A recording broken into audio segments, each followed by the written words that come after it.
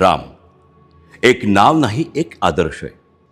आणि त्या आदर्शाच्या प्रत्येक गुणातून आपल्याला जगण्याची दिशा मिळते. राम म्हणजे वचन दिलं की ते कोणत्याही परिस्थितीत पूर्ण करणारा, शब्दाला जीवनापेक्षा मोठं मानणारा. राम म्हणजे संकटातही संयम न सोडणारा, परिस्थिती कितीही कठीण असली तरी मन शांत ठेवणारा. राम म्हणजे कर्तव्याला सर्वोच्च स्थान देणारा, स्वतःच्या भावनांपेक्षा धर्म आणि जबाबदारीला महत्त्व देणारा.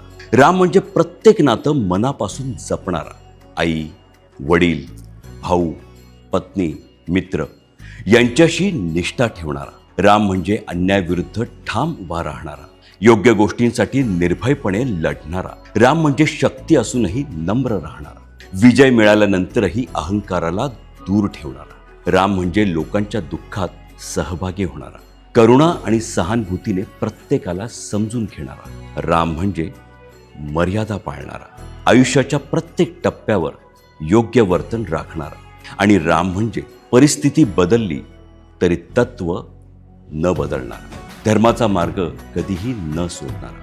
आता आपण स्वतःला एक प्रामाणिक प्रश्न विचारूया. या सगळ्या गुणांपैकी किती गुण आपल्यामध्ये आहेत? जर आहेत तर त्याहून आनंदाची गोष्ट नाही. पण जर नाहीत तर सुरुवात करूया छोट्या छोट्या गोष्टींपासून, शब्द पाळण्यापासून, संयम राखण्यापासून, योग्य गोष्टींसाठी उभं राहण्यापासून आणि प्रत्येक नातं जपण्यापासून.